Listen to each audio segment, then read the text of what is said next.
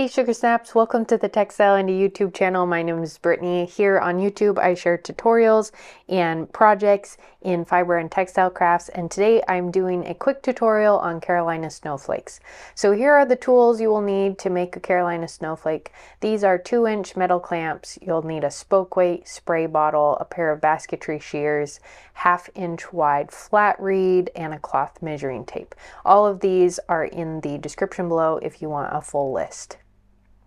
I'm going to be doing a colorful snowflake, so I'm going to cut 10 stakes from color and 10 stakes from natural reed. And you want these to be 16 inches long, so 20 stakes total, 16 inches long from your 1/2 inch wide flat reed. I line up the end of the measuring tape with the end of a piece of reed and then cut it at 16 inches. You'll want to mark a center point on each of your stakes with a pencil, so at the 8-inch mark, put a little pencil mark so that you can see that center point on each stake. Go ahead and cut 10 from your dyed reed and 10 from the natural reed, and then we'll start to weave them up. As you cut your stakes, put them in a bin of water. They don't need to soak for very long, but it's handy to keep them in the water so that you can keep them out of your way. I cut and stick them in the water as I go.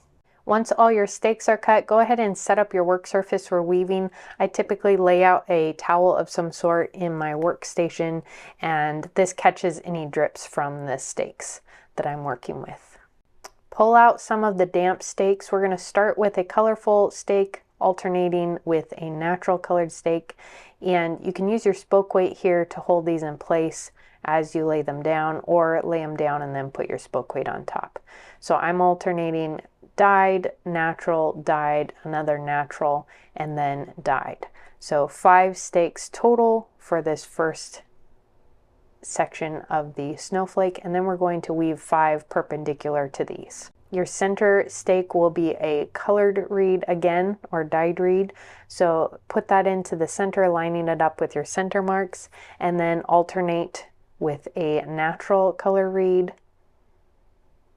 And the weave is over, under, opposite of the previous row that you've woven.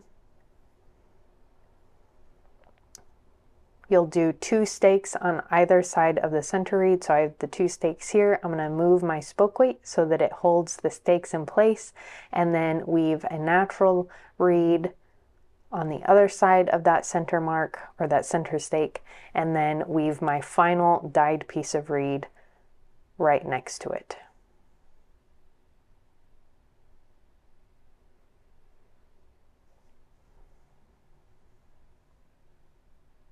And that is my initial center of the snowflake. You want this to measure 4 inches across, so 4 inches from one side to the other.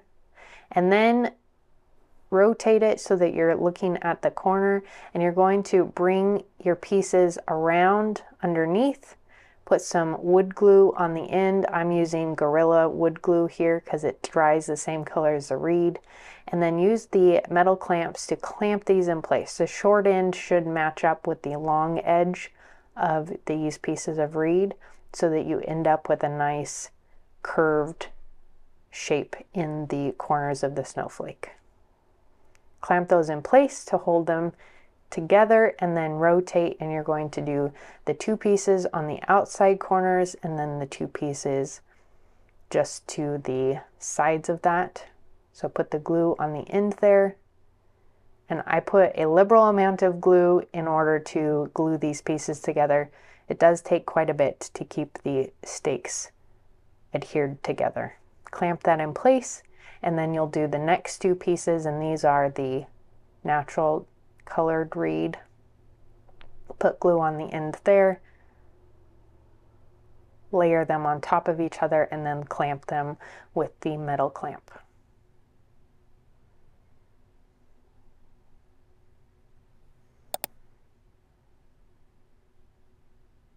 And you're going to do the same process for each corner, for both the dyed corner pieces and the natural corner pieces on this section of snowflake.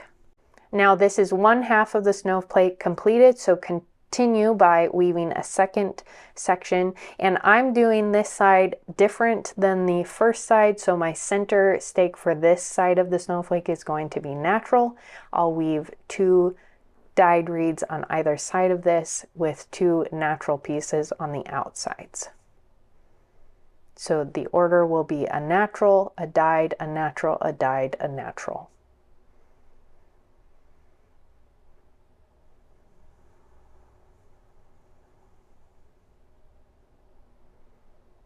And now repeat this pattern, weaving in the other direction. So a natural down the center, 2 dyed pieces on either side of that, and then 2 naturals to the outsides.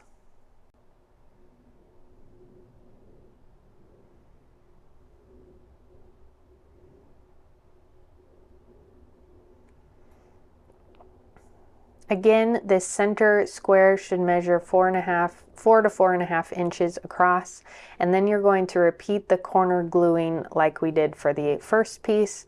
The first sections will be the natural, and then the second sections will be the 2 dyed pieces, and you'll do this for each corner of the snowflake.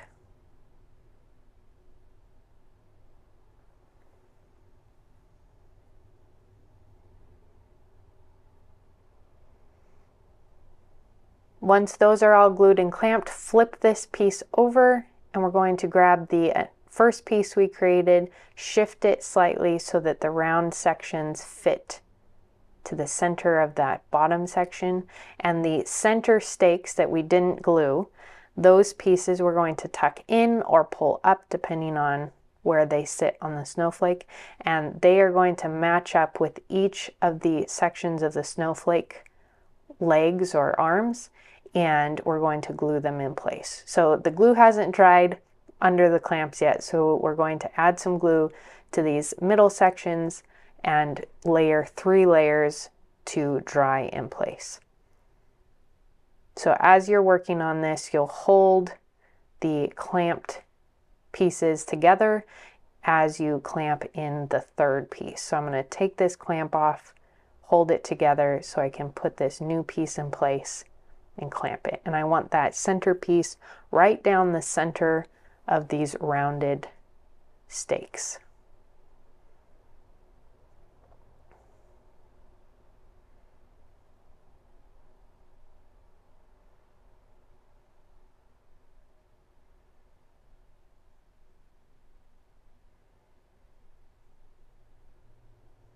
And you'll do this same process for each of the sections of the snowflake so that all of the pieces are glued together.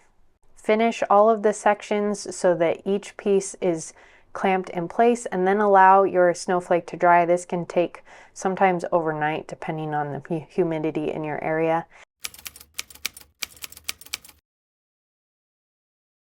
Once it's dry, you can remove all of the clamps and trim down any corner pieces that are sticking up, but your snowflake is ready to use. You can put a hanger of some sort in the end and hang it up as an ornament or a wall decoration, put it on top of as a tree topper for a Christmas tree, or come up with some other unique use for these. You can make mini versions and create wreaths out of them.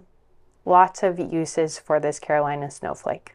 Thanks so much for watching. Like this video to support my channel, and subscribe if you haven't already to see more tutorials and projects that I do here on YouTube. I really appreciate your support, and until next week, happy making.